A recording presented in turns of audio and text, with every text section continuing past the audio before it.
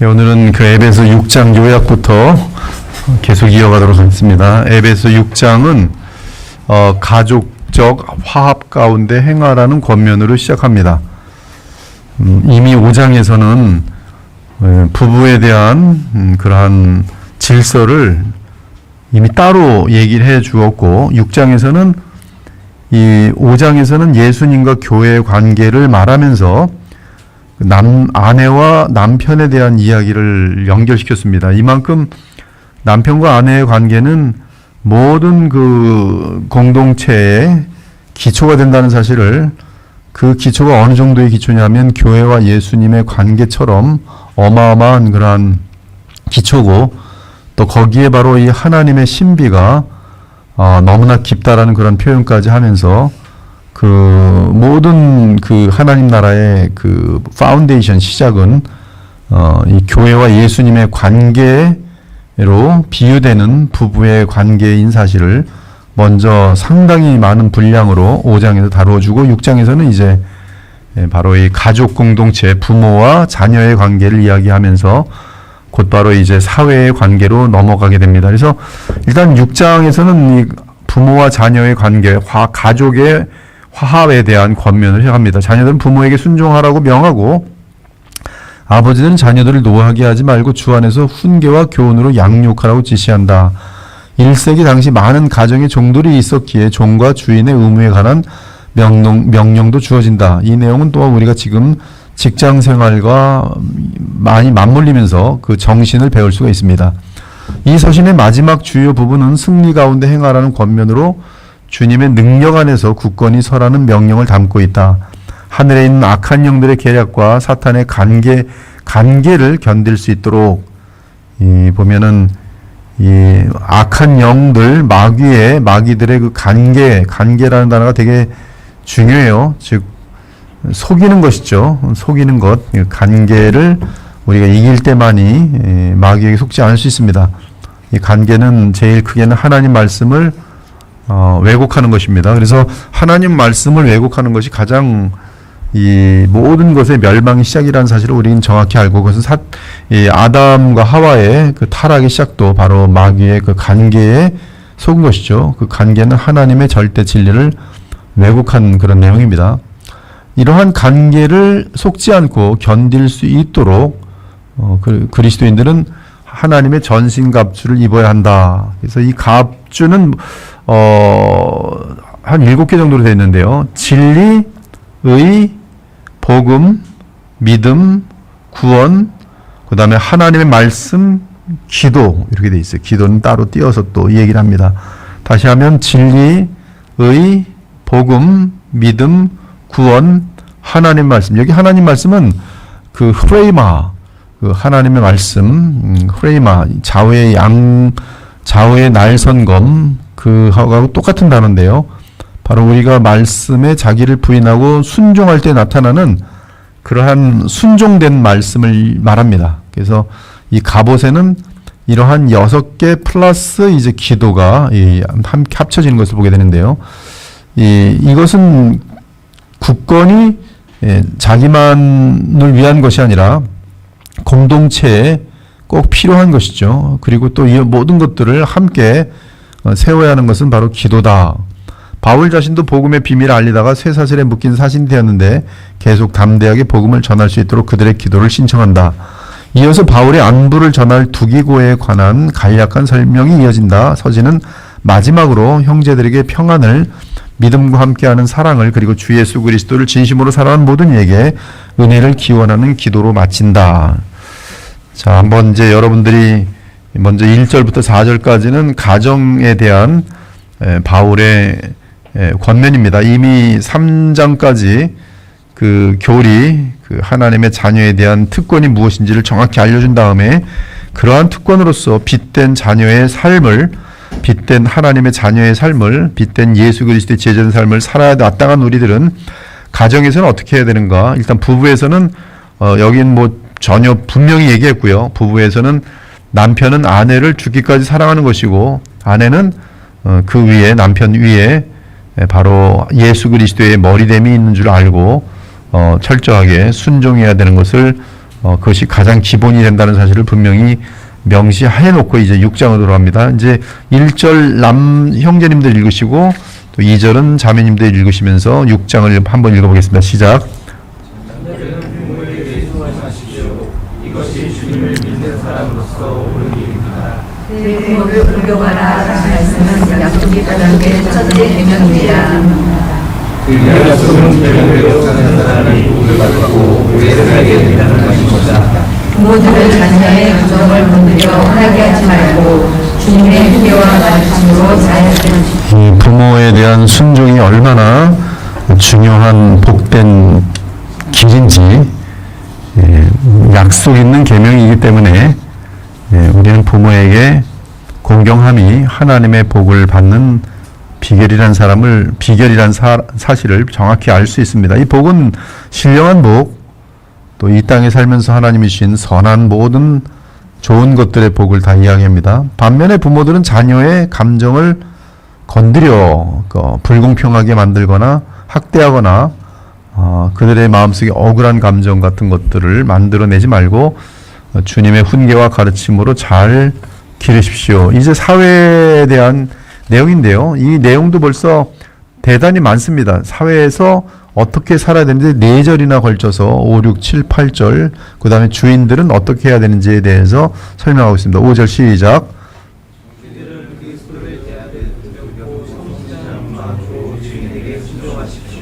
가정하는 사람처럼 인간이로 하지 말고 그리스도의 종들처럼 마음을 다하여 하나님의 뜻을 행하십시오. 그리고 주님을 섬기듯 기쁨으로 주인을 섬기며 사람에게 아들같이 마십시오. 종이든 자유인이든 누구든지 선한 일을 하면 종이 돼서 항상 상을 받는다는 것을 아십시오. 네, 종들에 대한 자세가 우리가 사회생활을 어떻게 해야 될지 성경 안에서 이 하나님의 자녀된 특권을 안다면 뭐든지 지금 돈을 위해서 하는 것도 아니고 자기의 어떤 유익을 위해서 하는 게 아니라 죽게 하듯 하라. 그리스도를 대하듯 순종하라. 기쁨으로 주인을 섬기며 사람에게 하듯 하지 말라. 그러고서 이렇게 좋은 일을 하면 하나님 앞에서 바르게 종들의 삶, 또 직원들의 삶을 감당하면 하나님께서 상을 베푸신다. 이거 지금 되게 중요한 거예요. 그러니까 여러분 뭐 어떻게 직장 생활하는지 모르겠습니다. 여러분의 그 어떤 남들 밑에서 이렇게 섬기게 될 때는 이 마음을 가질 때 얼마나 그 정말 신실한 그러한 종업원이 되겠습니까? 그러니까 주인들도 다 알거든요. 주인들도 돈이 목적이지만 그러나 이제 시간이 오래 보면 다 알지요. 이게 얼마나 성실하게 하는지. 근데 그 성실하게 하는 힘이 그 주인에게 있지 않고 주인이 어떤 사람이냐에 있지 않고 그리스도의 종으로서 그런 사회생활 한다는 것이 되게 중요한 포인트인 것이죠. 주인들도 어떻게 그럼 사회생활 하는가? 9절 시작. 마찬가지로 주인들도 종들을 그렇게 대하고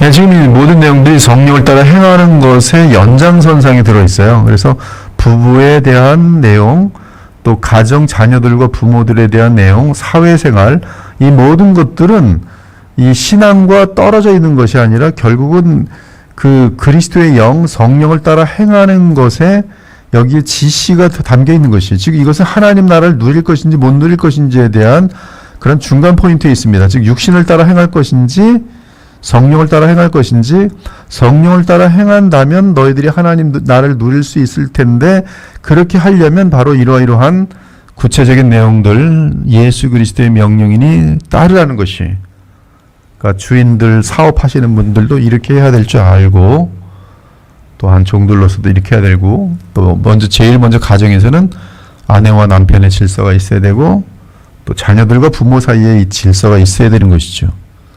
이것이 질서와 이 평화, 피스가 있을 때 이 질서와 평화는 항상 하나님 나라 핵심 요소입니다. 천국이 임하도록 돼 있어요. 교회도 마찬가지입니다.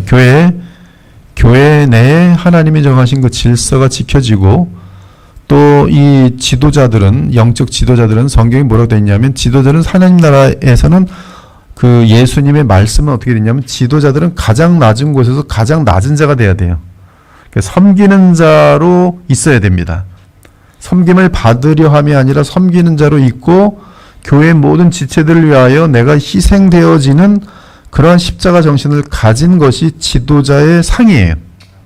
그러한 지도자 상에, 그러한 지도자에게 또한 그 지도자 뒤에 계시는 하나님의 권위를 보면서 그 지도자가 여러 가지 부족함이 있어도 죄를 짓자, 또 무슨 뭐 일부러 그 자기의 어떤 그 하나님의 종으로서의 모습이 아닌 모습을 나타낼 때에 그때는 불순종할 수 있겠지만은, 그러나 그 어떤 연약함 가운데서도 그가 말하는 모든 내용들이 성경에서 벗어나지 않을 때는 순종하는 것이 바로 양들에게는 복이 되는 것이죠. 그래서 그러한 내용들이 뭐 여러 가지 뭐 갈라디아서 6장도 그렇고 데살로니가 뭐 전서 5장도 그렇고 계속 이 사역자들에게 순종, 복종하라는 내용도 이제 교회 질서에 대한 내용으로 들어 있습니다. 그렇게 될 때에 교회는 천국을 넉넉히 누리도록 되어 있는 것이, 지금 그 구조가 그렇게 돼 있어요. 그래서 이 성령 충만으로 이어지는 내용이 지금 이 6장 9절까지 이어지고, 이제는 우리의 신앙생활에 대해서 20절까지 11절에 걸쳐서 자세히 설명하고 있습니다. 신앙생활을 우리는 어떻게 해야 되는가? 10절부터 있습니다. 시작. 끝으로 여러분은 주님 안에서 그리고 주님의 능력으로 강해지십시오. 악의 계략에 맞설 수 있도록 하나님의 무리로 완전 무장하십시오. 우리는 사람을 대항하여 싸우는 것이 아니라 하늘과 이 어두운 세상을 지배하고 있는 악한 영적인 마귀들을 대항하여 싸우고 있습니다. 공동으로 악한 날에 원수를 대하여 싸워 이기고 모든 일을 완성한 후에 설 수 있도록 하나님의 무리로 완전 무장하십시오. 여러분은 굳게 서서 진리의 허리띠를 두르고 의리의 신정을 붙이고 평화의 복음을 전할 새로운 신발을 신고 이 모든 교회의 마귀의 불화살을 막을 수 있는 믿음의 방패를 가지십시오. 그리고 구원의 기도를 쓰고 하나님의 자신이 성령의 검을 가지십시오. 성령 안에서 항상 열심히 기도하고 간구하며 언제나 정신을 차리고 모든 성도들을 위해 힘없이 기도하십시오. 또 내가 입을 열 때마다 나에게 말씀을 주셔서 복음의 미래를 담대하게 전할 수 있도록 나를 위해 기도해 주십시오. 이 일을 위해서 나는 쇠사슬을 느낀 사실이 되었습니다. 내가 당연히 해야 할 말을 담대하게 말할 수 있도록 기도해 주십시오. 여기 보면 이제 결국 우리의 싸움은 죄와의 싸움이다. 또 거짓과의 싸움이다. 이런 내용은 정확하게 알 수 있는데요. 그 죄와 거짓의 뒤는 미움 뭐 이런 것들과의 싸움인데요. 마귀가 있는 것이죠. 즉 내가 마귀에게 속을 때 나타나는 현상은 죄입니다. 여러분들의 모든 죄는 마귀에게 속은 것이에요. 자기를 합리화하는 것, 그것도 마귀에게 속은 것이에요. 지금 시대는 죄를 계속 합리화하죠. 불륜도 합리화하고, 뭐 살인도 합리화하고, 거짓도 합리화하고, 더러움도 합리화하고, 뭐든지 다 합리화합니다. 그리고 다들 그렇게 다 살기 때문에 이제는 죄를 지어도 죄책을 갖지 않아요. 이미 속고 있는 것입니다. 이미 마귀에게 속고 있는 것이. 그러니까 이러할 때 우리는 이 마귀에게 속지 않으려면은 마귀에 대해서 결국 마귀의 계략은 죄예요, 죄. 마귀에 대해서는 바로 이 죄를 짓지 않음으로 인한 그런 것인데, 그러한 어떤 죄에 대항하여, 즉 지금 사회 속에서 진행되는 죄악들, 정치 세계 속에서 진행되는 죄악들, 뭐 사회 여러분이 직장생활 들어가면 거기도 얼마나 많은 죄악이 돌고 있습니까? 직장에서는 또 경쟁이 붙어가지고 얼마나 뒤에서 깎아내리고, 또 오늘 친구 같았지만 입장이 싹 바뀌면 그 다음 날에는 원수가 되거든요. 그런 것들이 직장생활인데, 이러한 곳에 정말 그리스도의 향기가 되어질 수 있고, 그러한 사회가 하나님을 대항하여 나아가는, 멸망을 향하는 그런 사회가 되는 것을 막기 위해서는 우린 지금 여기 있는 내용들에 대해서 철저하게 이 마음속에 새게 되는 것이죠. 사실 지금 에베소 여러분 읽지만 그 읽는 것이지, 만약에 이대로 정말 해야 되겠다고 하면 여러분들이 굉장히 마음이 무겁습니다. 되어진 게 거의 없거든요. 가정도 그렇죠. 자녀와 부모의 관계도 그렇죠. 뭐 사회 직장 생활도 그렇죠. 나가 지금 신앙생활에 대해서 이렇게 하고 있는가? 아유, 마귀의 불화살을 막을 수 있는 믿음의 방패를 가지십시오. 무슨 뜻인지도 잘 모르잖아요. 끊임없이 기도하십시오. 모든 성도들 위해 끊임없이 기도합니까? 그걸 정신을 똑바로 차리고 모든 성도들 위해 끊임없이 기도하십시오. 와, 이렇게 하고 있나요? 이렇게 안 하고 있습니다. 뭘 그럼 기대할 거예요? 하나님 말씀을 지금 지키고 있지 못하는데, 예수님 말씀을 지금 지키지 못하고 있는데 어떻게 천국을 기대할 수 있겠어요? 어떻게 하나님 나라 확장을 기대할 수 있겠어요? 어떻게 사람들이 나를 통해서 성령의 역사로 변화될 것을 기대할 수 있겠어요? 모순이잖아요. 순종되지 않는데. 근데 여기 있는 내용들도 지금 하나하나 의미를 담고 있으면 항상 성경을 통해서 보는 것은 참 부족하다. 참 부족하다. 참 부족하기 때문에 더욱더 주님을 바라보게 하는 이러한 말씀과 기도와 예배 시간과 함께하는 시간들이 얼마나 소중한지를 다시 보게 되는 것이죠. 심층연구 그 4장 6장 14절부터 18절까지 한번 다시 보는데요. 그런즉 서서 진리로 너희 허리띠를 띠고 의의 호심경을 붙이고 평안의 복음이 준비한 것을 신을 신고 모든 것 위에 믿음의 방패를 가지고 이로써 능히 악한 자의 모든 불화살을 소멸하고 구원의 투구와 성령의 검 곧 하나님의 말씀을 가지라. 모든 기도와 간구를 하되 항상 성령 안에서 기도하고 이를 위하여 깨어 구하기를 항상 힘쓰며 여러 성도를 위하여 구하라.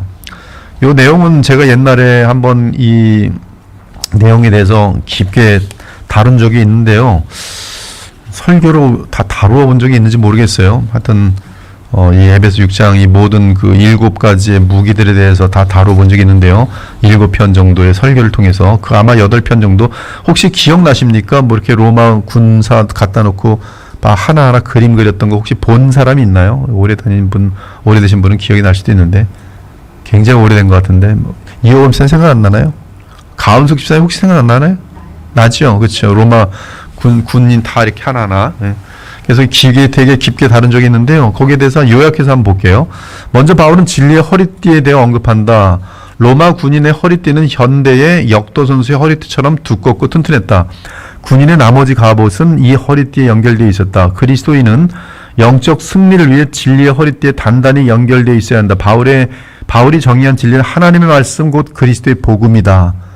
정확하게 말하면 이제 솔라 스크립추라, 하나님의 말씀 정경이 이 진리의 허리띠입니다. 이 진리의 허리띠로부터 모든 것이 다 묶여 있어요. 이 성경을 놓치면 안 돼요. 이 성경은 일단 원수와의 싸움에 있어서 성경 속에 담긴 그리스도의 복음은 이 원수와의 싸움에 있어서 무조건 객관적인 가장 중요한 무기입니다. 하나님의 전신갑주의 모든 것이. 둘째는 의의 호심경이에요. 호심경은 이 앞에 그 가슴을 막는, 여러분 보면 이걸 흉배라고 되어 있는데요. 옛날 한글 개혁은 흉배, 호심경. 이 의의 호심경이다. 이때 의는 바로 그리스도의 의를 가지고 사는 것이, 여러분에게는 내 의가 아닌 그리스도의 의를 붙드는 것이 부패한 내가 계속 일어날 수 있는 유일한 길이에요. 내가 연약하여서 죄성이란 게 우리 속에, 예수님의 복음을 알기 전까지는 내가 태어났을 때부터 지금까지 지어왔던 죄가 나에게 습성이 돼서 그것을 벗어내는 데는 굉장히 오래 걸립니다.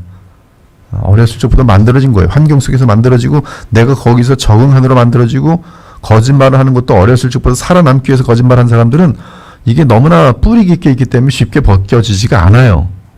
근데 그런 데서 이제 복음을 알게 되면 나라는 존재가 이 복음에 대해서 굉장히 위선된 모습이 등장하면서 자책이 점점 커집니다. 근데 이때 그리스도의 의를 잡지 못하면 못 일어나요. 못 일어나. 그래서 위선자가 되든지 아니면 포기하게 됩니다. 신앙을. 이것이 이제 내 의가 아닌 주님의 의, 즉 내 의가 떳떳해야지만이 신앙생활 할 수 있다. 그러면 그 한 주간에 내 의가 제대로 하지 못하면 교회 안 나가고 주일날, 아니면 다른 사람들과 비교해서 내 양심이 좀 깨끗한 것 같으면 교회 잘 나가고, 이건 지금 자기 중심적인 의를 가지고 지금 하나님께 나갈 건지 말 건지 판단하거든요. 교회 좀 오십시오. 술 마신다고 좀 술 꿈꾸만하겠습니다. 지금 자기 의를 중심으로 해서 지금 하나님께 나갈 수 있다는 착각이거든요. 근데 여러분이 그런 자세를 가진 사람들은 어떤 사람은 한 주간 동안은 잘못된 삶을 살았으니까 찝찝해서 못 가는 거예요, 교회. 그리고 이게 망각될 때까지 기다려요. 회개하지 않으니까. 그리고 이제 망각 정도 되면 이제 슬슬 또 교회 와서 앉아 있습니다. 이건 진짜 계속적으로 자기 의에 의한 것이고 지금 이게 리셋되지 않고 그냥 이것은 지은 죄와 죄성이 다시 더욱더 깊어지면서 망각하고 있는 거예요. 그 사람은 계속 어둠을 향하고 있는 것입니다. 교회를 다니더라도. 근데 이 그리스도의 의의 호심경을 붙든 사람은 거기서 일어나요. 7번에 70번이라도 계속 일어날 수밖에 없는 것. 오뚜기처럼 일어날 수밖에 없는 것. 오뚜기는 아무리 잡아뜨려도 일어나거든요. 이 잡아뜨려도 일어나는 오뚜기가 되는 유일한 힘은 의의 호심경이 어마어마하게 중요합니다. 그래 나는 죄인 중에 괴수로다. 자포자기 한다는 뜻이 아니라 인간이란 존재가 그렇구나를 알게 되고 그리고 이 인간이란 존재가 일어날 수 있는 유일한 반석이 성경에서 제일 먼저 이야기하는 게 의의 호심경이. 의의 호심경은 다르게 말하면 기독교 역사 속에서 칭의예요. 그러니까 칭의에 대한 발견은 복음을 찾은 것이. 그러니까 마틴 루터가 종교개혁을 일으킨 것은 보통 작은 사건이 아닙니다. 하나님께서 인류를 사랑하셔서 전 모든 만민으로부터 주의 택한 자들을 다시금 활성화시키며 그들에게 이 생명을 주면서 전 세계를 더욱더 복을 베푸시기 위한 어마어마한 축복이었어요. 그 이후로 사람들의 눈의 어둠들이 많이 제거되고 또 불신자들까지도 이 정말 이 미신 속에 빠져있던 데서 많이 빠져나왔고 전 세계적인 사회가 많이 이렇게 건전해지는 일들도 전부 다 교회랑 관련돼 있어요. 한국 교회가 한국이란 나라가 망한다면 그것은 왜 망하냐 하면 나라가 정치를 못하고 나라가 나쁜 사람들이 많아서 망하는 것이 아니라 교회가 복음의 빛을 잃었기 때문에 망하는 것이. 종교개혁 그것으로 인해서 인류 역사는 바뀌어버립니다. 대학이라는 것이 등장하게 되고요. 모든 것들이 문화가 다시 일어나게 되고요. 그 전에 있었던 보면 인신으로 정말 제사 드리던 일들이 전 세계적으로 가득했었지만 그런 것들이 다 사라지고요. 이 모든 그 힘이 교회의 힘이 칭의에 있었어요. 칭의. 그 종교개혁의 핵심입니다. 칭의, justification. 무엇이 나의 의인가? 그 의는 내 안에 있는 의가 아니라 예수께서 이루어 놓으신 의가 바로 하나님이 받으시는 유일한 의고 그 의를 우리가 받는 비결은 믿음이라는 데 있었어요. 오직 믿음이. 이것은 법정적 칭의이며 우리의 내부에서 나오는 의가 아닌 하나님께서 그리스도 안에서 우리를 의롭다 칭하시는 것으로서 완전 은혜입니다. 완전 은혜. 이것이 의의 호심경이.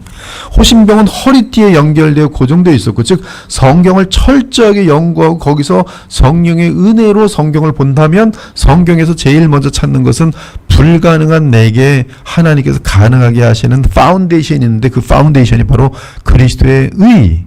바로 의의 호심경이. 엄청나죠? 로마인의 호심경은 일반적으로 청동 및 쇠사슬로 만들어졌으며 심장폐 위와 같은 중요한 신체 부위를 덮었다. 의의 호심경은 그리스도의 의를 말하며 이 의는 신자가 옳은 일을 행하며 영적 전투에서 자신의 생명을 보호하는 데 필수적이다.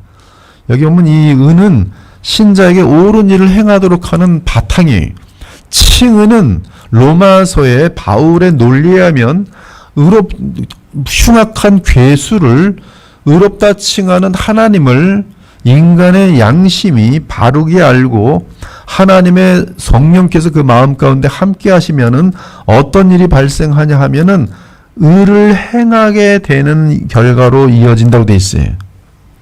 너희들이 은혜로 의롭다 하였기 때문에 그럼 마음껏 죄를 짓자 하겠느냐? Absolutely not 그래요. 그게 복음이. 하나님께서 괴수인 나를 주님의 의로 말미암아 의롭다 칭하신 사실이 내게 은혜로 와닿으면 감사로 와닿으면 그때서야 비로소 철드는 거예요. 그때야 비로소 복음의 사람들이 된 거예요. 그래서 칭의를 받은 사람은 의로운 삶, 착한 일을 행하는 삶으로 이어지도록 되어 있다는 것. 그 중간 사이에 뭐가 있겠습니까? 생명과 성령의 역사가 은혜로 나타나는 것이죠. 기도하는 것이 나타나는 것이죠. 그러면 칭의 받은 사람들은 바로 이제 칭의와 함께 내게 주어진 영생과 함께 또 영생과 함께 주어진 그리스도 안에서의 성령의 도우심으로 말미암아 이제 착한 일을 순종하고자 하는 마음이 생기는 거예요. 이것이 조금 생기더라도 생기면 일단 생명이 있는 거예요. 그리고 이것이 점점 많아지면 자기를 부인하고 예수님 말씀을 순종하는 것인데 이것이 그로 하여금 예수님을 닮게 하고 그가 순종할 때마다 하나님의 나라가 이루어지는 것이 정말 누려지고 이것의 바탕이 의의 호심경이. 호심경은 군인들이 전투에 서로 알아볼 수 있는 가장 확실한 방법으로서 신원 확인의 주요 수단이다. 가짜 신자와 진짜 신자의 그 갈림길은 칭의예요. 루터가 그랬어요. 칭의를 모르는 교회와 아는 교회는 거짓 교회와 참 교회의 분기점이. 엄청납니다.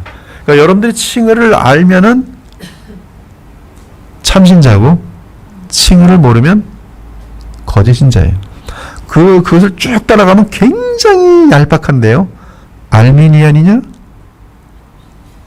아니면 알미니안 반대가 뭐예요? 정말 하나님의 완전한 주권적인 은혜를 가지고 하나님의 택하심의 은혜로 내가 주의 자녀가 되었는가? 모너지즘, 하나님의 완전한 은혜. 거기까지 연결되도록 다 돼 있어요. 그러니까 여러분들이 내가 나 된 것은 오직 하나님의 은혜다. 내가 믿음을 갖게 된 것도 오직 성령의 역사로 인한 하나님의 은혜다. 이렇게 고백하시면서 나는 주님의 은혜가 없다면, 주님의 부르심과 붙잡아 주심이 없다면 죄밖에 지을 수밖에 없는 악인이다라는 것을 아는 자들은 그때부터는 이제 자기가 살아가는 것은 내 힘에는 내게는 그 어떤 선한 것도 없기 때문에 주님을 붙드는 것 외에는 살 길이 없다는 것을 인정하는 것, 거기서부터가 이제 바른 신앙생활의 시작인데 이것이 의의 호심경이. 그는 마귀가 말합니다. 이 죄인아, 그래 나 죄인이다. 그래서 난 예수님이 필요한 거야. 마귀가 할 말이 없어요. 신원하기니 그들이 참신자예요. 아이러니하게도 그들이 나는 죄인입니다라고 고백하는 그들이 참신자예요. 마찬가지로 그리스도의 의만 힘입는 신자는 참신자이며 그런 신자에게서 자연스럽게 그리스도의 의로 인한 선행이 따라온다. 여기 그 의는 그 신년의 핵심이에요. 다니엘서 9장에 보면 신년에 대한 내용이 나오는데 그 신년이라는 것은 모든 것의 리셋이에요. 71회 완전히 마지막 모든 것의 리셋이에요. 로마 군인들은 전투 중에 빠르게 움직일 수 있고 발을 보호하기 위해 샌들을 주로 신었다. 두 번째가 이제 평안의 복음이 준비한 것으로 신을 신고 항상 복음을 전할 준비가 되어 있는 그런 거예요. 평안의 복음, 즉 평강을 주는 하나님과 죄인들 사이에 화평을 주는 복음을 전할 수 있는 준비가 되어진 것.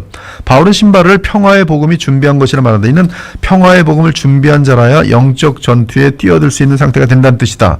신발은 거의 모든 곳에 갈 수 있는 능력을 제공한다. 신발은 또한 견인력을 제공한다. 평화의 복음으로 무장된 신자는 어디서든 주의 복음을 전파하며 어둠의 세력을 물리친다. 현대사에서 가장 흔한 문제 중 하나는 스트레스이다. 하지만 복음을 통해 평안을 누리는 신자는 모든 염려를 주께 맡기고 주어진 사명을 감당한다. 의의 호심경, 평안의 복음의 신발. 셋째는 방패예요. 고대 병사의 가장 중요한 도구 중 하나는 방패였다. 방패는 칼, 화살, 돌, 창 등 적의 공격으로부터 자신을 보호하는 데 필수적이었다. 구약 성서에서 방패는 종종 힘과 연관될 정도로 강력한 도구였다. 하나님은 자신을 아브라함의 방패라고 부르셨고 이스라엘의 방패가 되어주셨다. 진영을 형성하고 다른 병사들과 협력하여 세운 연결된 방패는 많은 전투에서 결정적인 승리의 장비였다. 하나님과 그리스도를 의지하는 믿음은 영적 전투에서 강력한 방패다. 이 방패가 무엇이냐면 믿음의 방패예요. 믿음의 방패. 즉 내가 싸우는 것이 아니라 내가 누구를 믿어요? 영광의 예수 그리스도를 믿으면 내가 싸울 때 누구의 싸움이 돼요? 그리스도의 싸움이 돼요. 그리스도와 악령의 싸움이에요. 그리스도와 악령의 싸움에서 누가 이겼었어요? 이미 예수께서 승리하셨어요. 그러므로 믿음의 방패는 반드시 승리하도록 되어 있습니다. 이 로마 방패의 아름다움은 거의 모든 유형의 공격에 저항할 수 있다는 것이다. 모든 유형의 공격, 여러분은 영광의 예수 그리스도를 믿고 의지할 때 절대로 무너지지 않아요. 그게 믿음의 방패예요. 믿음이라는 것은 대상이 있어요. 성경 에베소서에서 믿음의 대상은 영광의 예수 그리스도예요. 하나님의 약속이에요. 그 약속과 예수 그리스도를 인격적으로 믿고 의지하는 것, 그리고 그분의 지시를 따라 움직이는 것, 믿음의 방패예요. 이때 그 지혜 같은 것들은 어마어마합니다. 믿음의 방패 가운데서 지혜는 모든 이 악령들, 마귀들의 불화살들을 다 알아봅니다. 지금 슉 쐈어요. 그러면 지금 날아오는 게 보여요. 그러면 방패를 거기다 딱 대면 탁 오는데 오질 못해요. 여기 안에 들어오지 못해요. 불화살이 여기 딱 떨어지면 그 불화살의 특징은 혼란. 마귀는 불화살을 던집니다. 그럼 공동체가 혼란돼요. 갈갈이 찢어집니다. 불타는 거예요. 불이 뭐예요? 막 뜨겁게 만들어서 난리가 나는 거잖아요. 근데 이 예수 그리스도를 의지하고 그분을 우리의 장군으로 모시고 우린 뒤에서 딱 서 있으면 이게 지금 믿음의 방패 되시는 하나님께서 우리의 방패가 되어 주신다고 얘기했잖아요. 모든 이 마귀의 간교한 불화살들이 다 꺼져요. 저희 교회 지금까지 평안이 유지된 거에 대해서 하나님께 정말 감사합시다. 믿음으로 계속 예수 그리스도를 바라보는 공동체라서 불화살이 여기를 못 태우는 거예요.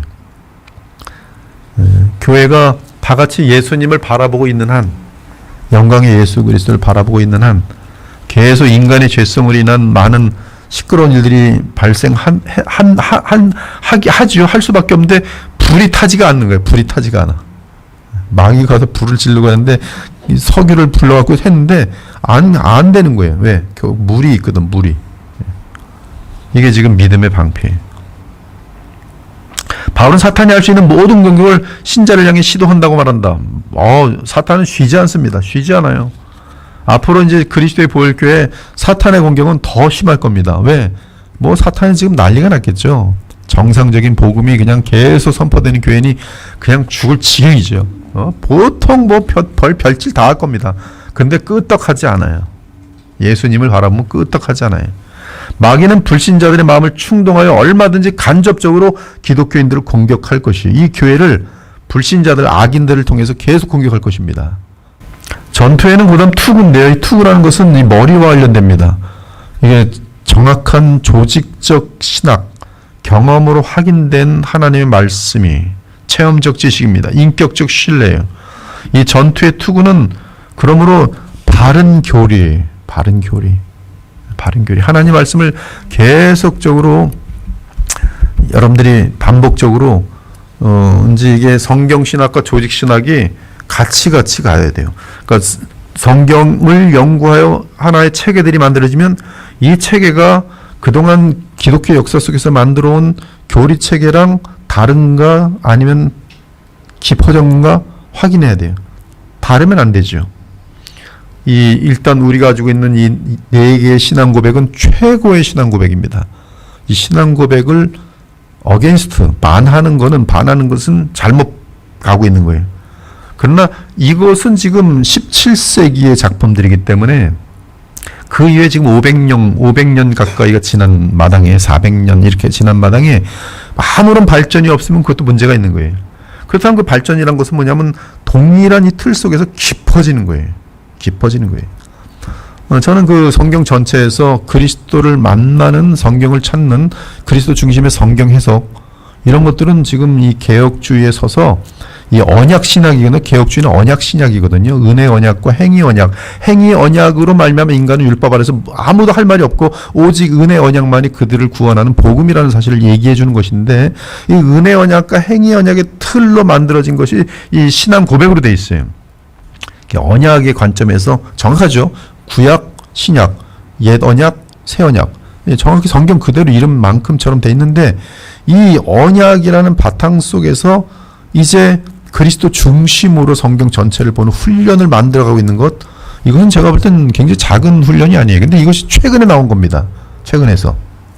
외민을 중심으로 해서 그리스도 중심의 성경 읽기.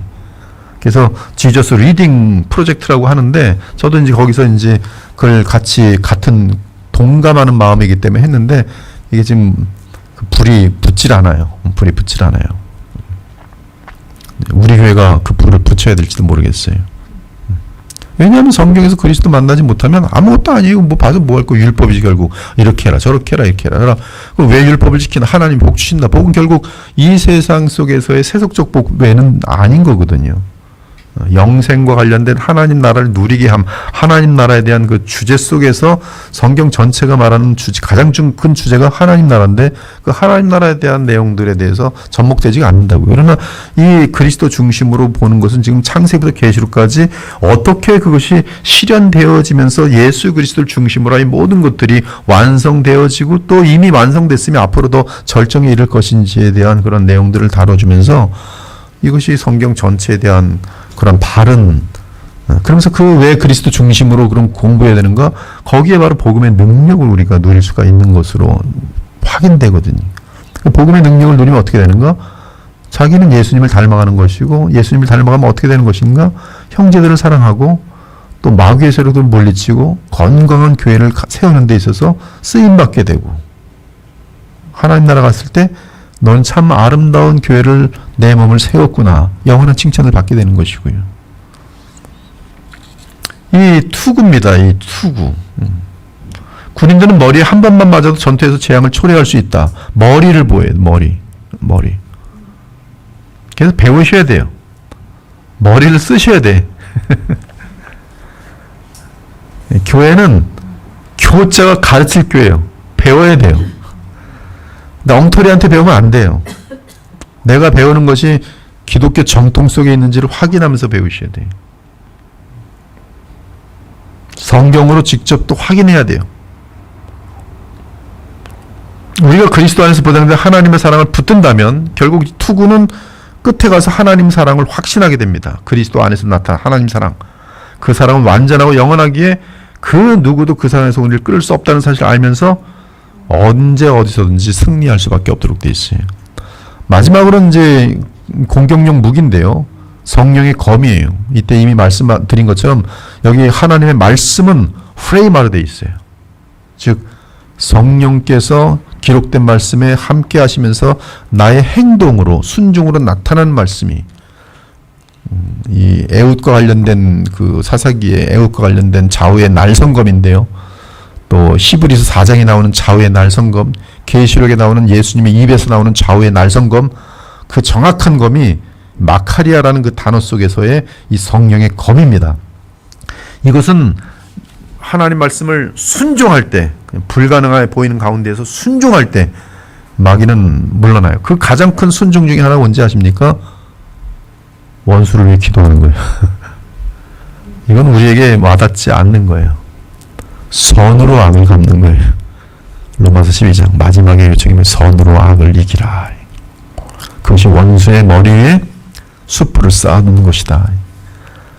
근데 그렇게 할 때 마귀는 얘한테 악을 가하면 악이 전념돼야 되는데 얘한테 악을 갔더니 선이 돌아오는 거야. 그냥 끊어지는 거야. 악이 그냥 끊어집니다. 마귀는 악의 연결고리를 통해서 마치 바이러스를 전염시키는 것처럼 죄를 전염시키는 게 마귀의 일이거든요. 근데 성령의 검은 그 줄을 끊어버려요. 성령의 검이 촥. 수군거림. 우리가 누가 나에 대해서 수군거렸다 그러면요. 분노가 일어나서 막 따지고 싶습니다. 따지면 어떻게 되는지 아세요? 이게 불이 붙는 거예요. 막 이게 작은 일도 이러면서 어차피 교회 내부에는 다 네트워크이기 때문에 그 수군거림이 이렇게 퍼지면 네트워크끼리 이렇게 하면서 갑자기 쭉쭉 갈라져요. 별일 아닌 거 가지고 쭉쭉 갈라져요. 근데 그 내부에 성령의 검을 가진 자가 참어. 기도하자. 거기서 끊어져요. 그래서 보호가 되는 거예요. 가만히 생각해 보십시오. 얼마나 교회를 떠날 수 있는 일들이 많을 수 있는지 몰라요. 수군거림이 만약에 퍼졌다면. 그렇잖아요. 나에 대해서 수군거리고 온 교회가 수군거리고 있어요. 그 교회 갈만 납니까? 근데 다 차단되는 일들이 있어요. 그게 바로 성령의 검이에요. 이것은 그 완전히 그 에훗의 배를 찔러가지고 저 항문으로 나오게 하는 칼 같은 것으로서 원수 마귀가 탁 당하면 도망가요. 그러니까 여러분들, 난 그 사람 용서하지 못해. 그것은 지금 이 성령의 검을 날릴 수 없는 사람이 아직. 왜 못 날립니까? 날리세요. 그게 안 날라지면 기도부터 하세요, 기도. 하나님 미워 죽겠습니다, 그 사람은. 근데 이 미운 마음이 내게 비정상적인 것을 고백합니다. 그를 위해서 원수까지 원수를 위해 기도하라 하셨는데 기도합니다. 그 영혼이나 내 영혼이나 주님을 닮아가기 원합니다. 주님만이 듣는 기도잖아요. 하나님은 그 기도를 들어주시고 그 마음을 변화시켜 주세요. 그 다음 주에 만났는데 밉지가 않아요. 그러다가 이제 과자라도 하나가 이렇게 딱 주면 같이 웃게 돼요. 그게 성령의 검이에요. 바로 그것이 원수에게 이기는 길이에요. 세상은 힘을 가지고 있어야지 이긴다고 생각을 해요. 그 마귀의 속임수입니다. 돈이 더 많아야 된다고 이긴다고 생각해요. 권력을 더 많이 가져야지, 더 많은 투표권을 많은 사람들이 나를 지지해야 이길 수 있다고 생각해요. 다 마귀의 쇼예요. 오히려 그렇지 않습니다. 가장 낮은 자리에서 기득권을 내려놓는 것이 마귀를 이기는 것이고, 섬기려고 하는 것이 마귀를 이기는 것이고, 드러나지 않겠죠. 그러나 하나님께서는 그를 영원히 기억하세요. 그게 참된 교회를 세우는, 참된 신자가 되는 성령의 검이, 이 최종 공격용 무기입니다. 이와 함께 이 모든 6가지의 무기가 우리에게 효율적으로 나타나도록 하는 것이 쉬지 않는 기도예요. 모든 성도들 위한 기도예요.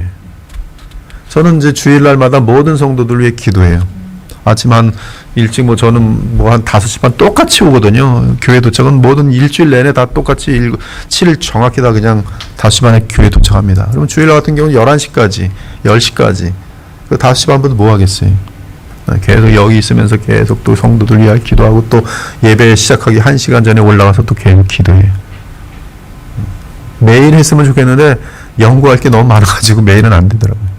매일은 이제 급한 사람들을 기도하죠. 성도들 위해서 기도를 많이 하셔야 돼요. 많이 서로 해야 돼요. 정말 그러면 여러분들 그 사랑이 깊어질 거예요. 정말 초대교회 때 성도들이 얼마나 서로 사랑했습니까? 근데 그런 사랑을 할 수만 있다면 그것처럼 아름다운 공동체가 어디 있겠어요? 성령의 검이.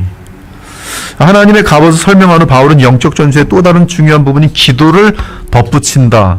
기도는 영적 갑옷의 일부분은 아니지만 영적 전투에 승리하는데 필수적이다. 기도는 영적인 원수를 물리치는데 반드시 필요한 하나님과의 대화이기 때문입니다. 예수님과의 대화, 하나님과의 대화.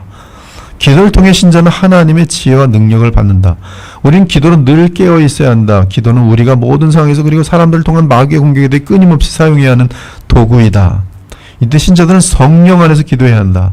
성령 안에서 기도한다는 것은 말씀에 따라 기도한다는 것이, 예수님의 뜻이 무엇인지를 알아가면서 기도한다는 것이, 그리스도의 말씀을 믿고 순종하기 위해 기도하는 것이고, 또 말씀을 믿고 순종하며 기도하는 것이, 단지 자신의 욕심 하나 만들어 놓고 주님 이거 들어주지 않으면 저 교회 안 다닐 거예요. 이번에 사업 시작했는데 사업 성공하게 해주십시오. 이거는 지금 기도의 차원이, 하나님은 그런 기도도 주님의 자녀일 때 들어주시지만 그거는 갓난아기일 때나 그렇게 하는 것이지, 여러분들이 10년, 20년 신앙생활한 사람이면 이제 우리의 기도는 예수님의 기도를 배우셔서 하셔야 되는 거예요. 하나님의 나라에 대한 기도와 정말 죄를 범하지 않으려는 깨어있음을 위한 기도들과 성도들을 위한 기도를 드려야 되는 것이죠. 그리고 기도는 꾸준하게 드리는 것이다. 그렇죠. 꾸준하게 기도하는 것이죠. 계속 대화하는 것이죠. 마지막으로 바울은 다른 신자를 위해 기도하는 것의 중요성을 강조한다. 특히 양떼들은 주의 종들을 위해 기도해야 돼요. 그래서 바울은 자기가 복음을 전하는 지금 이 투사로 나가고 있기 때문에 기도를 계속 부탁합니다. 기도 부탁한다는 거 어떻게 보면 되게 자기가 연약해 보이고 아쉬워 보이잖아요. 자존심 있는 사람은 기도 부탁을 못 하는데, 바울은 지금 자존심 다 내려놓고 계속 기도 부탁해요. 모든 서신에 기도 부탁의 내용이 많이 담겨 있어요. 저도 부탁합니다. 기도 필요해요. 기도 많이 해주셔야 돼요. 그것이 여러분들에게 유익으로 돌아가는 거예요. 제가 깨어 있어야지 여러분들 위해 더 기도할 거 아니겠어요? 제가 바르게 설교해야지 여러분들이 바르게 배울 거 아니겠어요? 그렇다면 여러분 자신을 위해서 우리 목사가 정신 똑바로 차리고 담임 목사님이 계속 정신 똑바로 차리고 게을러지지 말고 세상에 물들지 말고 정말 하나님이 인정하신 그런 사역자로 끝까지 호흡 마치는까지 달려갈 수 있도록 도와달라고 그렇게 기도하는 것도 얼마나 귀한 기도겠어요.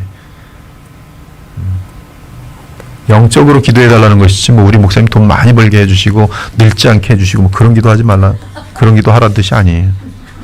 목사 위해서 기도하라 그러면 이상한 기도 하시는데 그게 아니고 하나님 나라를 정말 전해야 되는 그런 입장 속에서 하나님 나라를 돕는 입장이 되는 것이죠.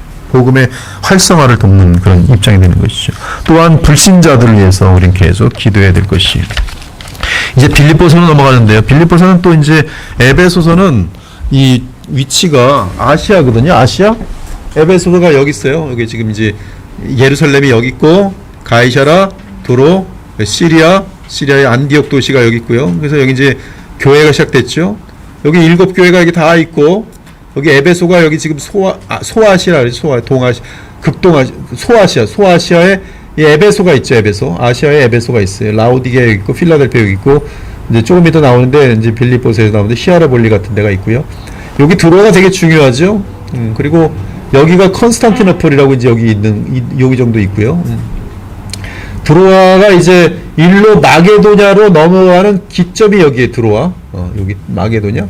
그래서 이제 여기서 아시아로 이제 바울과 이렇게 전파하려고 하다가 이제 드로아에서 이쪽으로 마게도냐로 오라는 얘기를 하면서 이제 일로 넘어가겠는데 마게도냐의 첫 번째 도시가 빌립보예요.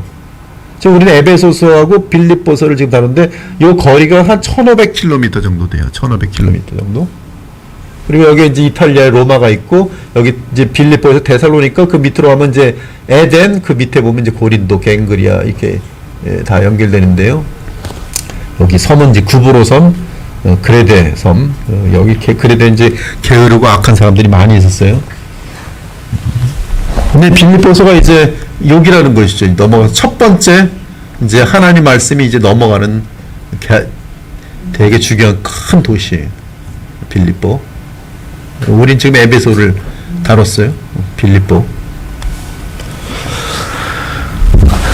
그 시기가 비슷한데요. 다 이게 이제 옥중서신인데 1960년에서 62년 사이에 이태 로마서 이게 사도행전 28장에 보면 이태 동안 그가 셋집에서 이제 가택 연금 가운데에서 옥중에서 로마 이제 경비병들의 그 이제 보호미 또는 감시를 받으면서 이제 옥중 생활하는 가운데 있었는데요. 이 빌립보서는 이제 빌립보의 이제 로마에 있는 로마 감옥에 있는 바울이 빌립보 교회에 보내는 그런 서신입니다. 그래서 1장 1절에 보니까 저자 그리스도의 예수의 종 바울과 디모데가 지금 같이 있는 것으로 돼 있어요. 그리스도 예수 안에서 빌립보에 사는 모든 성도와 또한 감독들과 집사들에게 편지하노니, 감독들은 이제 비숍 또는 엘더, 이 지금으로 치면 이 장로급에 해당하는 급시고, 여기 집사는 뭐 성경의 집사는 다 안수 집사를 말합니다. 이 저자의 개인적 언급과 다른 신약 성경 자료에서 우리가 알고 있는 바울의 모습과 분명히 일치합니다. 그러므로 빌립보서의 저자는 뭐 당연히 바울입니다. 여기에 대해서는 뭐 조금도 뭐 의심할 수도 없고요. 빌립보 도시는 마게도냐의 필립, 즉 알렉산더 대왕의 아버지 이름을 딴 이 도시는 로마에서 아시아로 이어지는 에그나티아 도로 전체, 여기서 일직선으로 쭉 이어지는데, 로마에서부터 쫙 이어지는 길인데요. 그게 이제 에그나티아 도로상에 위치한 마게도니아의 주요 도시입니다. 주전 42년 안토니우스와 옥타비우스누스가 브루투스와 카시우스를 물리친 유명한 전투가 벌어진 곳이 이 빌립보예요.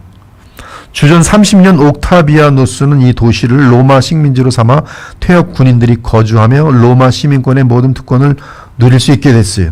빌립보 도시는 그렇게 섰습니다. 주전 42년. 빌립보 교회는 어떻게 서게 됐는가? 바울이 두 번째 선교 여행 주 49년에서 52년 사이의 여행 가운데 디모데와 실라와 함께 소아시아를 가로질러 가던 중 드로아에서 환상을 보았습니다. 아까 드로아 보여줬죠? 환상 속에서 마게도니아 사람이 마게도니아로 건너와 우리를 도우라고 간청합니다. 주님께서 마게도니아로 가라고 부르시는 깨달은 그들은 드로아에서 배를 타고 이때 누가가 합류했는데요. 결국 빌립보에 도착했어요. 그 빌립보에 도착해서 처음에 만난 사람이 루디아, 자주장사하는 루디아인데요. 이 루디아를 이제 회심시키고 그다음 빌립보 감옥에 갇혔다가 빌립보 간수를 회심시키면서 빌립보의 교회가 세워지게 됩니다. 그러니까 교회는 전도해서 회심시켜서 세우는 게 교회예요. 이 회당이 거기 없었다는 점은 유대인들이 많지 않았음을 시사하며 이방 교회죠. 따라서 교회는 주로 이방인들로 구성되었다. 루디아의 회심과 서신 자체의 언급, 루디아는 유오디아 또는 순두개인데 발음 부를 때 유오디아일 가능성이 많은데요. 여러 여성들이 교회 성장에 역할을 했다는 것이 분명해요. 빌립보에서는 여자 힘들이 셌어요. 그래서 유오디아와 순두개가 아마 그 여성교회 회장과 부회장이었던 것 같은데 대판 싸우고 있어요. 그래서 바울이 제발 좀 싸우지 말고, 근데 싸우지 말걸 이 문제를 어떻게 하려는지 아십니까? 바울이 딴 사람이 가서 중재 좀 하라고 얘기를 해요. 딴 사람. 그러니까 싸울 때는 둘이서 해결되는 게 아니라 중재자가 등장하면 돼요. 제일 좋은 중재는 교회 리더예요. 교회 지도자, 신령한 신실한 리더를 즉 좌나 우로나 치우치지 않고 잘 듣고 정확하게 양심적으로 또 신앙으로 당신이 요 정도는 좀 잘못했으니까 이렇게 좀 양보하세요. 당신 이게 좀 잘못됐는데 좀 양보하세요. 그럼 거기서 서로 이제 뭐 자기는 자기 주장만 팍팍하다가 제 3자가 신령한 사람이, 정직한 사람이, 모든 사람들이 인정하는 그 사람이 이렇게 의견하면 그런가요? 그래서 머리 다 긁으면서 둘이서 손잡고 기도합시다 그러면 해소되는 거예요. 지금 그렇게 바울은 이 문제도 해결합니다. 그래서 서신을 통해서 해결해요. 바울이 빌립보를 떠날 때 누가는 빌립보에 머문 것을 보입니다. 이게 사도행전에 잘 나오는 거고요. 여기 보면 이제 주어가 바뀌어요. 우리 뭐 그들 뭐 이렇게 하면서 바뀌는데 이때 누가가 등장하면서 거기에 남게 되는 것을 빌립보에 남게 되는 걸 보는데요. 바울이 마게도니아를 떠날 때 이제 빌립보 교회는 중요한 지원처가 됐어요. 어떤 지원인가? 재정과 기도예요. 가장 중요한 건 재정과 기도입니다. 선교사를 보내놓고 가장 중요한 것은 재정과 기도예요. 교회를 이제 지교회를 만들고 가장 중요한 것은 재정과 기도예요. 근데 지금 이 빌립보 교회가 바울을 향해 그랬다는 거예요. 그러니 바울이 얼마나 고맙겠어요. 어디 가도 지원이 있는 거예요. 기도와. 근데 이 빌립보에서 그 일을 하기 위해 왔던 사람이 에바브로디도예요. 에바브로디도. 에바브라와 에바브로디도에 대해서 이제 우리가 이제 다음 주에 정도에 한번 더 확인할 건데요. 다른 사람이 왜 그러냐면 이제 지금 이 골로새 쪽하고 이제 이런 것들 이제 보면서 골로새 이제 여기 있거든요. 골로새하고 빌레몬도 여기고 이게 지금 1500 있고 이쪽에서 보니까 연도가 맞질 않아요. 여기서 와서 왔다 갔다 그 두 교회를 이렇게 섬길 수 있는 그런 인물이 있을 수가 없어요. 그건 상식적으로 금방 판단이 됩니다. 그래서 에바브로디도 또 에바브라 이제 우리가 확인하게 될 텐데요. 근데 이 에바브로디도도 지금 이 로마에는 그 지금 바울을 찾아왔는데 빌립보에서 보낸 거예요. 빌립보를 섬기고 있는 사역자인데 빌립보 재정을 들고 와서 돕는 거예요. 여러분, 돈이라는 것은 마음입니다. 헌금하지 않는 것은 교회에 대해서 마음이 없는 거예요. 헌금하는 것은 여기서 무슨 자기 어떤 멤버십에 대한 그런 게 아니에요. 그건 오산입니다. 정상적인 하나님의 나라에 속한 참된 교회에서는 헌금이란 것은 하나님 나라 사역을 돕기 위한 주님을 향한 자신의 헌신이에요. 근데 그것이 빌립보 교회가 그렇게 하고 있었어요. 중요한 지원처가 되었어요. 바울은 제3차 선교 여행 중 다시 빌립보 교회를 방문합니다. 이때 마게도니아를 방문했다는 것은 지금 마게도니아에 대표되는 빌립보 교회를 방문했다는 뜻이. 이것이 이 빌립보서는 언제 그럼 기록됐는가? 이 빌립보서는 바울의 4가지 옥중 서신 중 하나입니다. 에베소, 골로새, 빌레몬서. 일반적인 견해는 이 서신들은 바울이 로마의 가택 연금으로 투옥되어 있을 때 쓰여진 것으로 여겨집니다.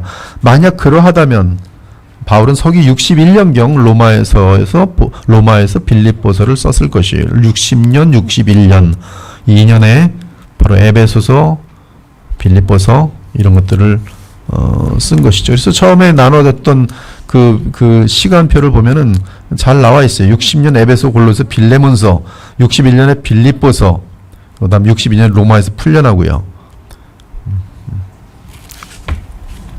이 서신의 목적은 빌립보 교회는 에바브로디도를 통해 로마에 있는 바울에게 선물을 보냈다. 이 바울이 감옥에 있는데 에바브로디도를 통해 빌립보 교회가 재정적 지원과 함께 기도하고 있는 증거가 드러났어요. 바울이 얼마나 기뻤겠어요. 이런 것이 멋진 거죠. 살맛 나는 거죠. 너무나 신나는 거죠. 진짜 사랑이죠. 보고 싶죠. 보고 싶다 그래요, 지금 바울이. 내가 정말 너희들 보고 싶다. 그래서 이제 디모데를 너한테 보내고 에바브로디도들 곧 보내겠지만 나도 곧 갈 거다. 근데 빌립보서는 어떻게 되냐면 난 지금 사실은 여기 와 있으면서 사실 주님께로 가버렸으면 좋겠다. 근데 너희들이 이렇게 하는 걸 보니까 내가 너희에게 가고 싶고 너희에게 유익한 열매를 좀 맺히고 싶으니까 내 생각에는 지금 하나님의 섭리를 읽어볼 때 내가 지금 이 로마의 가택 연금으로 끝나는 인생이 아니라 여기서 풀려날 것이다. 그래 풀려나요. 풀려나서 이제 제 4차의 세계 전도 여행을 합니다. 그것은 성경에 기록되어 있지 않아요. 그리고 그것을 하다가 다시 잡혀요. 그때는 정말 지하에 가장 깊은 아주 무서운 그런 감옥에 갇혀 있다가 거기서 이제 죽게 됩니다. 이때 쓴 서신이 디모데 후서예요. 그것이 65년, 67년 뭐 이런 마지막 때가 되는데요. 그래서 이 두 번째 로마 강금은 마메르티네 지하 감옥이 마네르틴의 그 감옥을 인터넷 치면 나와요. 얼마나 허스름하고 무서운지. 67년, 68년이. 그리고 67년, 68년에 재판을 받고 목배임을 받으면서 바울은 끝나게 됩니다. 아무튼 이 서신의 목적은 지금 에바브로디도를 통해 로마에 있는 바울에게 선물을 보냈는데 바울은 이 기회를 이용해 그들에게 감사할 뿐만 아니라 예수 그리스도를 위한 죄수로 갇힌 자신의 처지에 대해 그들을 위로한다. 내가 갇혀 있는 것 너무 슬퍼하지 마시고 이곳에서 지금 제가 이 로마에 있는 근위대들 경비원들에게도 지금 복음 전하고 있고 하나님께서 이러한 서신도 쓰게 하시고 여러 가지 놀라운 일들이 진행되고 있습니다 하면서 위로를 해요. 그리고 디모데를 보내겠다. 그리고 곧바로 너희에게서 왔던 에바브로디도를 보낼 것인데 왜냐하면 에바브로디도가 로마에 왔다가 죽을 뻔하다가 간신히 살아났어요. 병에 걸려서 죽을 뻔했다가. 근데 이 소식을 빌립보 교회들이 아는데 우리가 보낸 교회 지도자 에바브로디도가 지금 로마에서 죽을 뻔했대. 죽었을지도 몰라. 죽을지도 몰라 막 걱정하고 있다가 죽진 않았대. 살아났대. 근데 이제 바울이 말하는 거예요. 바로 보내줄 테니까 너희들 기뻐하라. 나도 에바브로디도가 살아나서 너무나 좋다. 그러면서 근데 한 가지 좀 아쉬운 소식이 있는데 왜 너네 빌립보 교회 순두기하고 그 여자 둘이서 왜 이렇게 싸우느냐. 이제 그 얘기를 지금 해결해 줍니다. 서신의 주제는 놀랍게도 이 전체가 감옥에 갇혀 있는 이 바울이 기뻐하라. 계속 기쁨이 성경 이 빌립보 전체를 사로잡고 있어요. 기쁨이 주제입니다. 아이러니예요.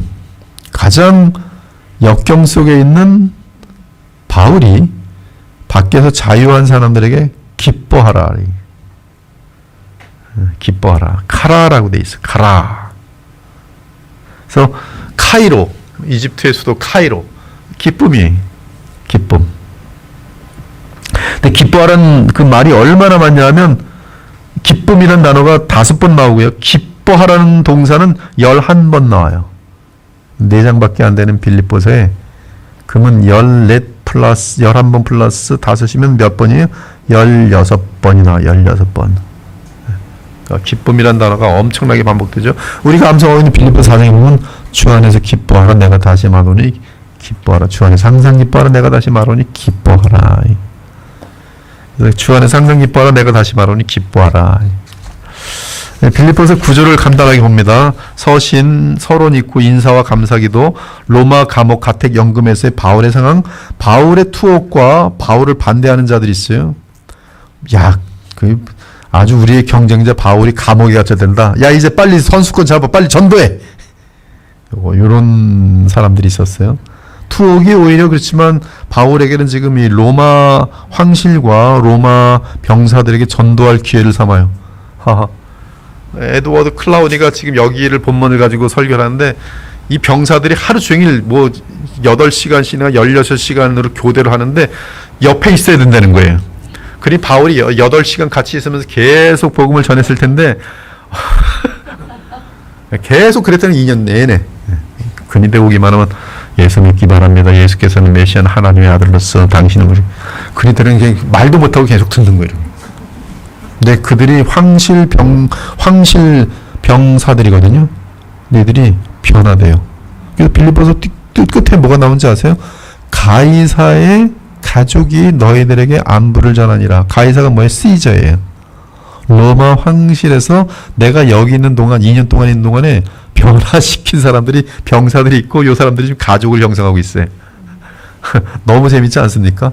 그 사람들이 이제 너희들에게 빌립보 교회에 안부를 전해요. 그게 한번 볼까요? 아마 빌립보서 4장 22절 한번 보세요. 그렇죠? 모든 성도들이 너희에게 문안하여, 특히 가이사가 누구예요? 시저. 로마 황제의 집, 로마 황제의 가문, 로마 황실의 가문 중에 몇 사람이 지금 내가 감옥에 있는 동안에 전도했다는 거예요. 너무 신기하잖아요. 에드먼드 클라우니가 설교가 참 재밌었어요. 거기서 붙들려 있던 병사들이 다 바울 때문에 예수님 믿고, 오네시모도 마찬가지. 감옥에서 예수님, 바울과 같이 있다가 변화돼갖고 그 죄인이, 노예가, 사기꾼 노예가 신실한 노예가 돼서 빌레몬에게 돌아가는 것 장면 아니겠어요? 그러니까 이 말씀으로 충만한 사람 옆에 있으면 그 사람에게서 나는 복음의 향기와 또 그의 고백을 통해서 성령께서 역사하시면서 신자들을 만들어내시는 거예요. 이게 멋있는 삶이죠. 여러분이 있는 직장생활 속에서 결실이 있어야 되는 거예요. 거기서 돈 버는 것만 목적이 아니고 거기 있는데 여러분을 눈여겨보는 사람도 있어야 되는 거예요. 그리고 어느 날 물어봐요. 그렇게 예수님이 좋아? 그때 얘기하는 거예요. 그럼 제일 좋지. 그러니까 이제 그런 예수님을 증거할 수 있도록 하는 그런 기회가 만들어지고 전하는 것이 되게 중요하죠. 근데 그렇게 하여튼 바울은 투옥이 오히려 복음을 전할 기회를 마련해 주었다, 그 얘기를 하고, 근데 밖에서는 바울을 괴롭힐 목적으로 복음을 막 전하는 사람도 있었어요. 이때 바울은 뭐라고요? 그들이 나를 괴롭게 하려고 전하든 말든 그리스도가 전파되니 나는 기쁘다. 그들이 전하는 내용이 무엇이냐? 전하는 내용은 정상적으로 전하던데요. 바울이 말합니다. 정상적인 내용을 전한다면 나는 기쁘다. 기쁨이. 바울의 구원 기대. 여기 구원은 이제 바울이 자신이 풀려날 것에 대한 기대예요. 빌립보 성도들의 기도와 성령의 도우심으로 모든 일이 그의 구원을 위해 잘 이루어질 것임을 안다. 벌써 예상했어요. 바울은 알고 있습니다. 이 재판은 내게 유익하게 끝나서 풀려날 것이다. 그가 살든지 죽든지 그것이 축복이 될 것이다. 그들이 지금 바울을 필요로 함을 알기에, 그들은 지금 빌립보 교인들입니다. 다시 빌립보 너희들을 만나러 갈 것을 나는 확신한다. 1장에 있는 내용이에요. 복음에 합당한 행실을 권면한 빌립보 교인들에게 권면합니다. 한 마음으로 굳게 서라. 복음의 신앙을 위해 함께 싸우라. 대적하는 자들을 두려워하지 말라.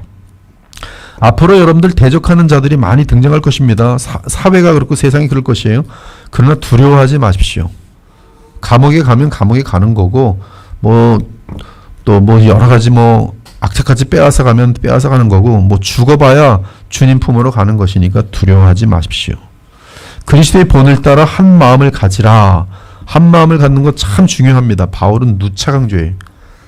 교회가 한 마음을 갖는 건 너무나 중요해요. 우리 자녀들에게 신앙을 아름답게 남기는 것은 한 마음이, 자녀들에게 신앙을 갖지 않도록 빌미를 주는 것은 분열이, 그들에게 예수님을 믿고 함께 하나 된 삶이 얼마나 좋은지를 계속 보도록 만들고 누리도록 하면 그들의 마음속에는 하나님 나라에 대한 열망이 커지도록 돼 있어요. 이곳에서 말씀의 훈련까지 잘 받고 그리고 이러한 교회 정서를 알고 나중에 주의 일꾼이 되면 그릇이 틀려요. 어렸을 적부터 그런 교회를 다닌 아이의 생각과 그 인내와 성품은 틀려요.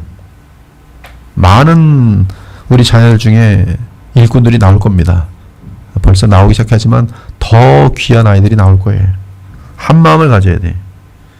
정 마음에 안 들면 멀리 가서 싸우라니까요. 따로 단둘이 만나갖고 대판 싸우라고 저기 섬에 가서 저기 멀리 한 1박 2일 정도 떠나든지 해서 둘이서 같이 원수랑 같이 그냥 너 여기서 싸우지 말고 같이 나랑 저기 멀리 가서 싸우자.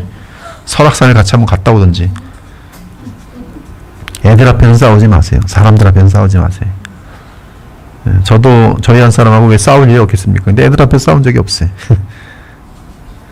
같은 마음을 품고 같은 사랑을 가짐으로 바울의 기쁨을 충만하게 하라. 바울이 언제 가장 기쁜가? 너희들이 같은 마음을 가지고 같은 사랑을 가질 때 겸손함으로 서로의 이익을 돌보라. 그리스도의 겸손은 겸손한 본을 따르라. 세상의 빛을 비추라. 너희 구원을 이루라. 이는 하나님께서 그들 안에서 역사하시는 분이시기 때문이다. 너희의 구원을 이루라는 뜻은 너희로 구원받은 목적을 두렵고 떨림으로 완성시키라는 뜻이. 그것은 빛과 소금의 역할이고 하나님의 영광을 드러내는 교회의 사명이, 이 사명을 감당하지 못할 때 주님의 촛대는 움직입니다. 그리스도의 보혈교회가 이 사명을 감당하지 못하면 촛대는 금방 옮겨요. 금방 옮깁니다. 한 20년 후에 그리스도의 보혈교회 자체가 존재 자체도 없어질 수 있어요. 그러나 사명을 망각하지 않는다면 이것은 지금 이 부패가고 엉터리 교회들이 점점 많아지는 곳에서 진짜 교회들을, 정말 주님이 기뻐하시는 교회들을 이곳저곳에 세울 수 있는 어마어마한 그런 본부가 될 수가 있어요. 헤드쿼터가 될 수가 있는 거예요. 근데 그것은 저 한 사람 가지고 안 돼요. 여러분들이 동일한 마음과 비전을 주님의 마음과 지시인 줄 알고 받아들이고 자신의 사적인 기득권과 영광을 추구하려는 마음들 십자가를 못 받고 이 원대하고 영원한 계획에 동참하려고 하는 희생을 보여줘야 돼요. 근데 아직 그들이 그렇게 되진 않았어요. 기도도 너무 부족하고요. 너무나 아직도 그 온유함 같은 것들이 부족하고 그래요. 저도 부족해요. 저도 부족한데 저도 성경을 보니까 여러분들도 부족해요. 그러니까 지금 우리는 지금 안일할 수가 없어요. 달려갈 것이 너무 많아요. 너희의 구원을 이루라. 하나님의 자녀로서 흠없고 순결하게 살라. 바울의 가침을 기쁨의 근거로 삼으라. 디모데와 에바브로디도를 통한 계획 곧 디모데를 보낼 것이다. 바울이 그를 곧 보낼 것이다. 디모데에서 칭찬합니다. 정말 칭찬합니다. 근데 이때 디모데를 칭찬하면서 바울이 뭐라는지 아세요? 빌립보 교인들에게 이렇게 아름다운 교인들임에도 불구하고 너희들 요새는 너희 생각만 한다. 하나님 나라 일은 생각하지 않는구나. 디모데만 하나님 나라 일을 생각한다. 그런 얘기를 해요. 일꾼들이 지금 이제 이렇게 지금 열심히 그 디모데에 대한 칭찬인데, 지금 바울은 지금 디모데를 칭찬하면서 빌립보 교회에 대해서 너희들은 지금 그런 일꾼의 방향으로 나가지 않는다 책망합니다. 디모데가 곧 빌립보에 올 것이며 바울 자신도 그 뒤를 따를 것을 확신한다. 에바브로디도를 즉시 보내려 한다. 바울이 에바브로디도를 보내야 했던 이유, 그가 죽었다가 살아났어요. 주 안에서 기쁨으로 그를 맞으라. 그러면서 이제 유대주의와 반율법주의에 대한 경고를 합니다. 두 개예요. 하나는 유대주의, 하나는 반율법주의. 이 복음의 원수입니다. 원수. 율법주의와 반율법주의 둘 다 원수입니다. 유대주의에 대한 경고, 아주 이 개들이라고 말할 정도로 싫어합니다. 주 안에서 기뻐하라. 육신을 의지하는 자들을 경계하라. 자기 의에 빠진 자들이 육체를 자랑할 이유가 있다면 바울이 가장 컸을 것이다. 그러나 그는 그리스도와 그 부활의 능력을 알기 위해 모든 것을 버렸다. 반율법주의에 대해 죄를 지으면서도 복음으로 괜찮다. 이런 것들이 반율법주의. 바울은 온전함에 이르기 위해 노력한다. 그들에게 같은 마음을 가지려고 권면한다. 자기 욕망을 따른 자들에 대한 경고, 우리의 참된 시민권과 그에 따른 소망에 대한 상기, 일치와 기쁨과 평화를 위한 권면, 유오디아와 순두개에게 보내는 호소, 주 안에서 굳건히 서라는 권면을 전한다. 다른 이들의 도움으로 한 마음을 가지라는 간청을 한다. 다른 이들의 도움, 아까 말한 것처럼 갈등 시에 공정한 중개자가 들어오면 이 갈등들은 쉽게 풀어져요.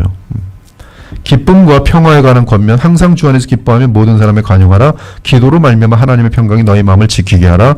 덕과 칭찬받을 만한 것들을 묵상하고 바울의 본을 따르라. 그들의 관대함에 대한 감사. 빌립보 교회에 이제 감사합니다. 관대함이라는 것은 이건 이제 그 연보와 같은 개념인데요. 하나님께서 우리에게 연보하셨어요. 즉 연보가 예수님인데요. 예수님 우리에게 주셨어요. 그것을 성경은 하나님의 관대함이라 그래요. 하나님의 무한한 관대함은 예수님 우리에게 주신 것이. 근데 지금 빌립보 교회는 바울에게 관대했어요. 그 관대함에 대해서 감사합니다. 바울에게 기쁨의 근원이 된 그들의 선물, 그들이 다시 그를 돌볼 수 있게 되어 바울이 기뻐함. 그가 진정으로 필요한 것은 아니었지만 바울은 자족하는 비결을 알고 있었기 때문에 너희들이 보내든 말든 나는 스스로 기뻐할 수 있는데 그 보낸 것에 대해서 너희들이 복받을 것이고 너희들이 이 복음에 대해서 관심을 가진 것에 대해서 기뻐한다고 말을 합니다. 그들의 헌금이 놀라운 거예요. 진심으로 하나님 나라를 위해서 헌금한 것은 그들에게 복이 돼요. 이것은 사실입니다. 실제로 이러한 것을 경험한 분들이 많아요. 하나님이 부으실 때는 걷잡지 못할 정도로 부으세요. 이 퀄리티가 틀리고 양이 틀려요.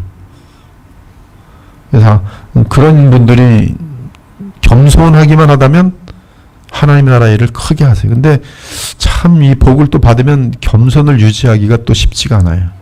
분명히 그지 중에 그지였는데 하나님께 바쳤는데 하나님께서 그를 창대하게 하는데 끝이 없어요. 이 단위가 틀려요. 한두 사람이 아닙니다. 그런 것들이. 근데 그런 것들이 이제 간증처럼 되면서 많은 사람들이 그것을 자신들도 모르게 앙망하는 잘못된 그런 모습들이 있지만 패턴들이 있지만 근데 그것이 사실이기 때문에 가능한 것이 하나님께 관대한 사람은 하나님께서 정말 관대하세요. 아들까지 주셨는데 그들이 필요한 모든 것들을 더 관대하게 주시는데 자녀들을 통해서나 하시는 사업을 통해서나 모든 면에서 관대함이 나타나는데요. 그것은 어마어마해요. 어마어마해요. 하나님께서는 반드시 그들의 모든 필요를 채워주세요. 그들의 헌금을 하나님께 기쁘게 받으시는 제물로 여겨져 그들도 하나님의 풍성함으로 차고 넘치게 될 것이다. 하나님께서 반드시 그들의 모든 필요를 채워주실 것이다. 결론은 하나님께 드린 찬양이고요. 바울과 함께한 자들 심지어 가이사의 집안 사람들까지의 인사입니다. 마지막 축복이 담겨 있어요. 맨 뒤로 갈게요. 맨 뒤로 가시면은 거기 보면 에바브로디도에 대한 것과 에바브로 심층 연구 빌립보 4장 18절 16페이지부터 있는데요. 일단 먼저 거기를 다루고 그 심층 연구 빌립보 4장 18절 지금 찾았습니까? 예, 거기 볼게요.